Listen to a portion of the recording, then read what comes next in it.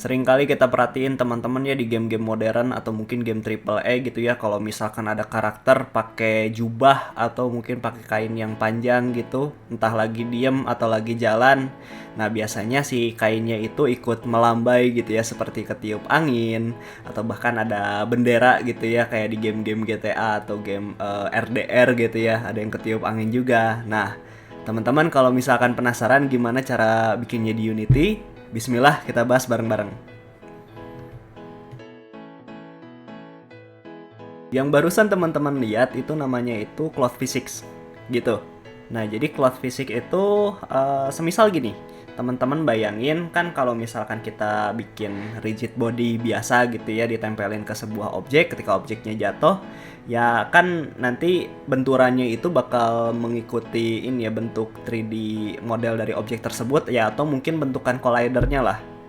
Nah, tapi si 3D model ini dia itu kan terbentuk dari mesh gitu teman-teman, atau terbentuk dari jaring-jaring yang nanti dikasih tekstur. Nah, kayak gitu. Nah, setiap jaring-jaring ini dia ada titik temunya atau mungkin poin-poin yang namanya itu vertex atau vertices. Seperti itu. Nah, bayangkan gini, kalau untuk cloud physics sendiri, kita kayak ngasih rigid body atau ngasih hukum fisika ke setiap verticesnya. Kayak gitu teman-teman, sehingga nanti setiap verticesnya itu bakal kepengaruhi gaya gravitasi atau mungkin ke bawah angin. Nah, yang seperti itulah intinya. Udah cukup kebayang mungkin ya teman-teman. Nah, kalau misalkan belum ya kita bakal coba di Unity. Nah, terus di Unity sendiri gimana teman-teman? Nah, beruntungnya gini, kalau di Unity itu udah disediain fitur bawaan. Nah, namanya itu cloth component teman-teman. Nah, jadi cara simpelnya itu teman-teman cuma tinggal menambahkan komponen baru gitu ya di 3D object atau di 3D modelnya teman-teman, itu namanya itu cloth. Kayak gitu doang ya, semudah itu doang. Nah, kita bakal coba gitu gimana cara ngebikin cloth physics, sama cara nanti kita coba kita benturin sama benda-benda kayak gitu. Jadi teman-teman, kita bakal coba bikin cloth yang simple dulu ya. Nah, kita bakal coba simulasikan. Jadi pertama-tama teman-teman mungkin tambahkan 3D objek sederhana dulu, atau mungkin kalau di kasus ini kita coba tambahkan plane gitu ya, atau bidang datar biasa. Nah, kayak gini, kita seakan-akan membuat bidang datar ini adalah ya sebuah kain gitu atau sebuah tirai. Nah, kita coba berdirikan mungkin di min 90 katakanlah. Nah, seperti ini. Nah, jadi teman-teman bisa lihat ya, kita bisa tambahkan add komponen di sini, yaitu komponen cloth, teman-teman. Nah, ketika ditambahkan, nah di sini langsung kelihatan gitu ya mesh dari si plane atau bidang datar ini gitu ya. Nah, dimana si bidang datar ini lumayan kompleks juga gitu bentukan meshnya, teman-teman bisa dilihat yang kayak gini gitu ya, diarsir gitu ya. Nah, tapi kedepannya teman-teman kalau misalkan teman-teman pengen bikin objek plane gitu ya, mungkin yang punya meshnya itu jauh lebih simple gitu ya, nggak sekompleks dari mesh ini ya, teman-teman bisa buat sendiri gitu di Blender gitu. Seperti itu. Kita lanjut dulu. Nah, kalau udah seperti ini bisa kita play langsung, sebenarnya udah bisa, dan si cloth-nya itu harusnya udah nyala. Kita bisa lihat hasilnya seperti apa. Iya, ini kurang lebih mirip kayak rigid body ya teman-teman. Jadi itu hasilnya si plane-nya itu jadi jatuh semua gitu teman-teman. Nah, itu yang teman-teman lihat karena kita belum mendefinisikan atau belum ditandain gitu titik-titik mana aja sih yang sebenarnya boleh bergerak gitu ya, atau kita simulasiin si cloth-nya seperti itu. Nah, jadi teman-teman di cloth komponen ini kita bisa tandain gitu si constraint atau bagian mana aja sih yang bagian mana aja dari mesh ini yang bisa bergerak gitu. Nextnya, nah ketika kita buka gitu ya, kita edit si cloth constraint-nya, ini teman-teman bisa lihat visualisasinya seperti ini. Nah, dimana di setiap titik-titiknya itu ya dikasih marking bola berwarna hitam gitu ya. Ini kalau misalkan settingan defaultnya kayak gini. Tapi kita bisa ubah. Jadi gini teman-teman, di cloth constraint itu teman-teman bisa lihat Nah, di sini ada nilai gitu ya. Dari yang ke kiri itu ditandain warna merah dan semakin ke kanan itu berubah menjadi semakin hijau. Jadi teman-teman, untuk si cloud constraint ini semakin ke kanan berarti nanti atau semakin berubah ke warna hijau, si vertices atau si titik-titik ini itu bakal semakin mudah untuk bergerak seperti itu. Dan semakin kiri atau semakin merah gitu ya teman-teman, si verticesnya itu ya bakal diem atau stay di situ aja kayak gitu. Kita coba set dulu, mungkin kita akan membuat sebuah tirai. Kita bakal coba dulu mungkin untuk setengahnya aja, setengah bagian. Gini caranya, kita klik paint di sini, lalu centang yang max distance-nya. Nah, di sini kita geser aja value-nya atau mungkin ubah jadi 0 gitu ya. Lalu kita bisa coba paint gitu ya, bisa coba mulai menggambar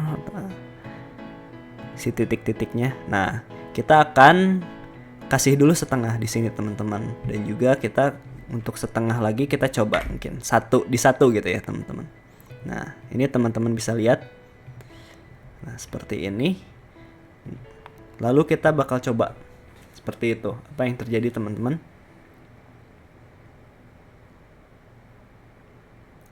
Nah, dan di sini bisa kita lihat gitu. Nah, ini kalau kita lihat ya teman-teman, nah sesuai dengan apa yang kita marking atau yang kita tandain gitu. Jadi hanya beberapa titik aja yang bisa bergerak, sedangkan ya sisanya ya diam di tempat. Seperti itu. Cukup kebayang lah ya teman-teman. Oke, sekarang kita bakal coba membuat tirai yang beneran. Seperti itu. Kita coba edit lagi di sini. Dan mungkin untuk apa? Kita bakal gunakan select, lalu kita ubah jadi 0 saja di sini teman-teman.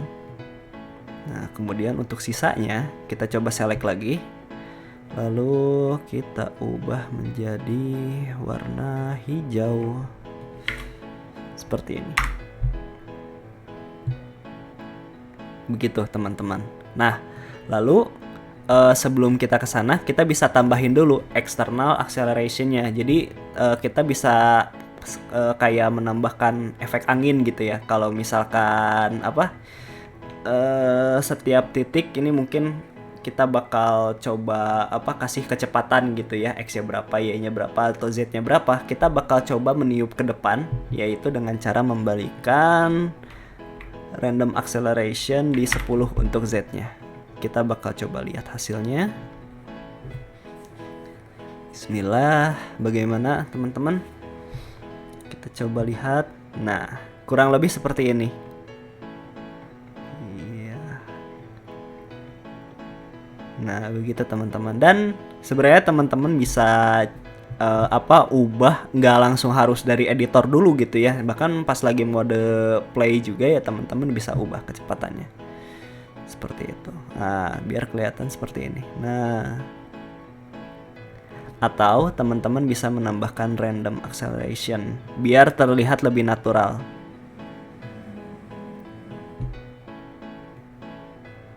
Seperti itu. Nah, bayangkan ini jemurannya lagi ketiup angin gitu ya teman-teman, tapi udah kering gitu, nggak lagi basah. Gitu. Dan di sini juga teman-teman bisa bisa ubah beberapa atribut yang ada di sini teman-teman. Ya teman-teman bisa coba ubah aja nilainya biar hasilnya itu sesuai dengan apa yang teman-teman mau, seperti itu. Tapi kita coba hilangkan dulu, kayak misalkan di bending stiffness, jadi semakin tinggi jadi semakin kaku lipatan-lipatannya gitu ya. Dan ini stretching stiffness-nya, kalau misalkan semakin kecil nilainya ya si setiap vertex-nya itu bakal kaku banget, jadi jaringnya itu nggak akan melar atau melebar. Nah, seperti ini teman-teman kalau dilihat. Tuh, terlihat patahan-patahannya mungkin di sini. Ya, kelihatan jelas gitu. Kita coba matikan. Ya.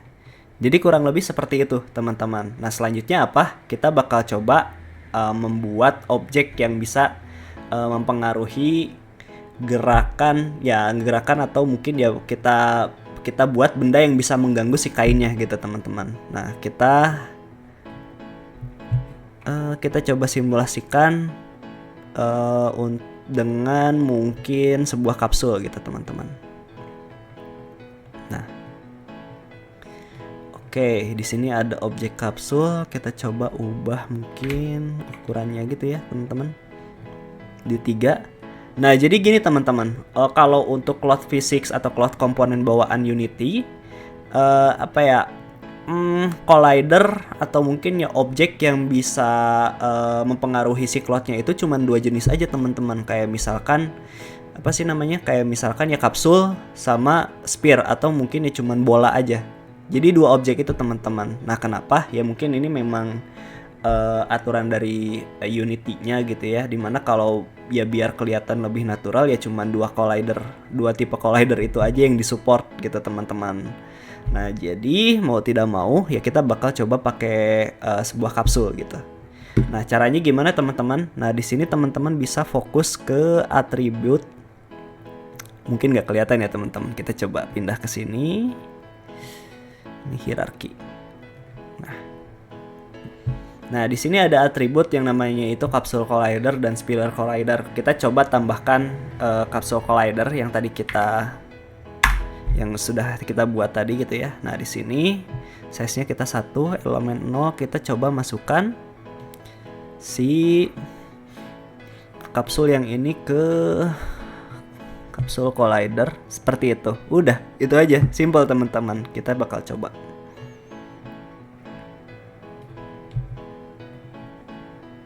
Oke.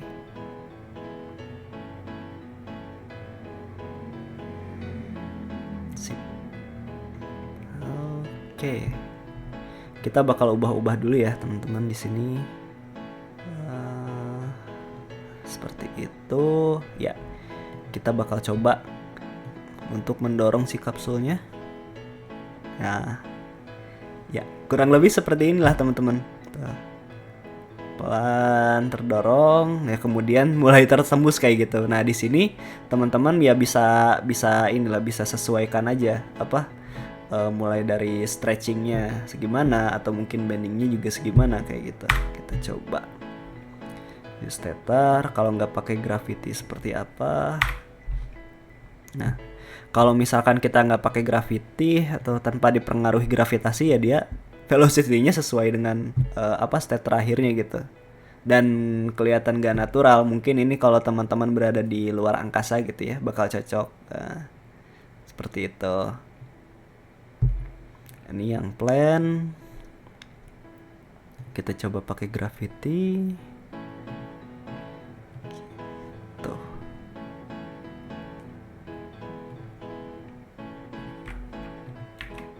Nah, stiffness-nya kita ubah, dampingnya kita sesuaikan. Nah, jadi semakin kaku gitu ya teman-teman. Ya kurang lebih gini aja sih teman-teman, ya cukup mudah gitu ya. Dan ya kalau misalkan teman-teman katakanlah mau bikin bendera, ya itu bisa gini aja, tinggal gini aja sih. Kayak coba mungkin. Nah ya, biar makin natural juga. Nah, ini untuk ngemarking sebuah titik-titiknya ini ya teman-teman bisa coba kreasiin. Jadi nggak cuman pakai 2 nilai aja gitu ya. Teman-teman bisa coba pakai gradient gitu kan.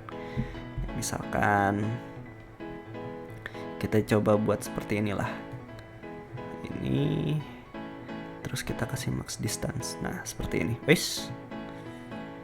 Tidak tergambar. Nah, ya. Kayak gini mungkin teman-teman. Ini yang ungu. Kita coba akan paint. Sisanya pakai yang merah. Biar jadi titik diamnya gitu, teman-teman. Atau mungkin kalau bendera bahkan cuman di 2 ujungnya aja gitu ya teman-teman. Kita coba. Ya kita coba deh. Di sini mungkin 1.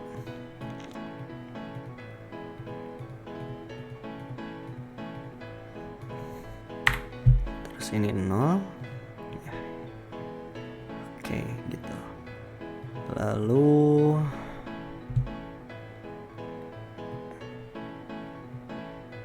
random acceleration 0.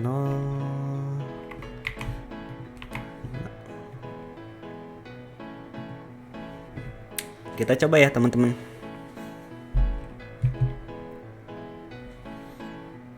Nah, jadi seperti ini.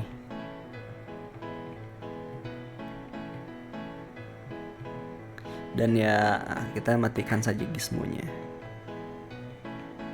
Seperti itu. Masih bisa berefek gitu ya dengan si kapsul yang tadi. Masih bisa kita dorong. Nah, iya.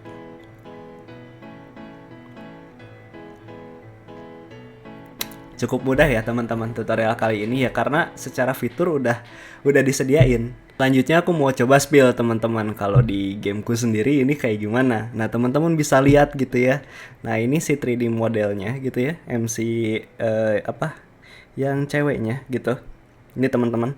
Kalau teman-teman lihat, nah ini meshnya udah sangat kompleks gitu ya. Jadi gak mungkin lah aku rilis ini untuk game mobile. Tapi teman-teman bisa lihat untuk bagian rocknya sendiri. Nah ini kan untuk titik-titiknya tidak diwarnain kecuali yang pakai yang rock ini. Nah ini pakai marking yang lain. Tapi ya konsepnya adalah aku cuman memberikan physics gitu ya di bagian-bagian daerah rocksnya aja gitu, di rocknya begitu teman-teman. Nah teman-teman bisa lihat gitu ya, bahkan kakinya juga tidak terpengaruh. Nah terus kalau misalkan kapsul collider yang tadi, nah sebagai gantinya itu aku masukkan si kaki gitu, atau si paha lebih tepat ya teman-teman. Nah kalau teman-teman lihat untuk pahanya ya, nah jadi pahanya ini dia punya collider kapsul di mana kalau di lutut, di bagian lutut, nah itu poin yang ujung yang kecilnya, sedangkan ujung yang paling lebarnya atau lingkaran paling lebarnya gitu ya, itu yang di atas gitu menuju ke panggul kayak gini teman-teman. Yang kanan juga sama. Nah jadi sehingga hasilnya gini teman-teman. Wah. Oke, teman-teman bisa lihat hasilnya sebentar. Nah jadi ketika kakinya diangkat, nah lututnya dia mendorong si skirtnya teman-teman. Nah tapi ketika turun dia balik lagi gitu. Nah seperti ini teman-teman. Cukup bagus ya hasilnya gitu. Terus kalau rambut gimana bang? Nah jadi kalau khusus untuk rambut, nah ini teman-teman bisa lihat ya. Nah jadi pendekatannya kalau rambut itu bukan pakai mesh teman-teman. Jadi kalau untuk rambut itu aku pakai yang namanya itu bone. Nah jadi teman-teman kalau di game-game khususnya yang grafiknya itu kayak anime gitu ya. Nah jadi kalau untuk rambut itu ya kita cukup untuk si setiap meshnya itu kayak dibuat bone-nya gitu, atau dibuat tulangnya, atau dibuat persendiannya gitu teman-teman. Nah jadi si gerakannya tinggal mengikuti persendiannya aja. Nah kayak gini, ada poni yang bengkok gitu ya, yang V. Nah ini dia punya gerakannya sendiri, punya fisiknya sendiri kayak gitu. Nah bahkan ya ujung-ujung rambut yang lain juga sama gitu, kurang lebih seperti itu. Jadi nggak usah harus full semua meshnya gitu yang kita simulate gitu. Jadi bagian-bagian persendiannya aja kayak gitu. Tapi teman-teman, meskipun di Unity udah disediain fiturnya gitu ya, nah ya bisa dikatakan si cloth physics ini cukup mahal gitu, atau cukup berat. Nah jadi ya pertimbanganku sih teman-teman ya, kalau misalkan teman-teman memang bikin game yang cukup low poly, atau mungkin ya game-game khusus untuk mobile, VR atau AR mungkin, nah ya pertimbangin lagi aja sih teman-teman, apakah memang perlu pakai cloth physics seperti ini atau enggak gitu. Karena ya sayang banget gitu kalau misalkan ya cuman pengen lebih detail, tapi game teman-teman malah jadi berat, atau mungkin bahkan nggak bisa dimainkan gitu untuk HP target pemainnya teman-teman kayak gitu. Terus meskipun teman-teman ya bikin untuk game PC, teman-teman juga harus pertimbangin cara buat optimisasinya teman-teman. Kayak misalkan si fisik ini kan ya kita gimana cara ngatur mati nyalanya kayak gitu. Bayangkan aja mungkin di di satu ruangan gitu ya penuh gitu ya yang banyak tirai atau mungkin ya banyak pakaian-pakaian yang digantung kayak gitu. Apakah memang semuanya perlu kita pakai cloth atau mungkin hanya detail-detail kecil aja gitu kan perlu kita optimize. Bayangkan ya ke arah sana gitu. Katakanlah mungkin apa meskipun cloth-nya berjajar gitu ya ada banyak tirai tapi yang kita aktifkan bisa aja cara optimisasinya gini cuman cloth yang kelihatan di kamera aja yang aktif kalau misalkan enggak ya dia di nonaktif atau mungkin sama kayak pakai LOD jadi semakin jauh gitu ya dari objek player ya cloth-nya dimatiin aja gitu jadi close-nya kita nyalain ketika memang objeknya itu dekat dengan si player seperti itu dalam radius tertentu kayak gitu. Nah itu teman-teman. Atau bisa pertimbangin gini di Unity Asset Store atau mungkin ya package-package di luar sana gitu ya. Itu juga mereka juga banyak atau para developer juga pada bikin physics engine sendiri yang mana bisa jadi jauh lebih optimize ketimbang apa yang disediakan di Unity kayak gitu teman-teman. Itulah kenapa studio-studio besar atau studio-studio triple A gitu ya mereka punya tools engineer sendiri. Jadi game programmer game atau game engineer itu nggak cuman kayak ya yang bikin mekanik atau mengimplementasi konten di dalam game gitu ya. Mereka juga bikin tools biar mempermudah dan juga lebih mengoptimize gamenya mereka seperti itu teman-teman. Nah mungkin itu sedikit sharing aja dari aku gitu ya kalau misalkan memang bermanfaat gitu ya buat teman atau meskipun enggak ya setidaknya teman-teman jadi lebih tahu gitu. Nah sekian dulu dari aku. Kalau teman-teman suka konten yang kayak gini bisa coba consider untuk subscribe ya mungkin ini pertama kalinya ya aku minta ke teman-teman untuk subscribe ya karena ya mudah-mudahan ya kedepannya aku bakal coba ngeseriusin lagi kalau misalkan memang teman-teman suka konten kayak gini ya bakal aku pertimbangkan gitu buat upload lebih sering seperti itu teman-teman. Sampai ketemu lagi, terima kasih banyak teman-teman yang udah nonton. Yo semoga sukses di luar sana teman-teman.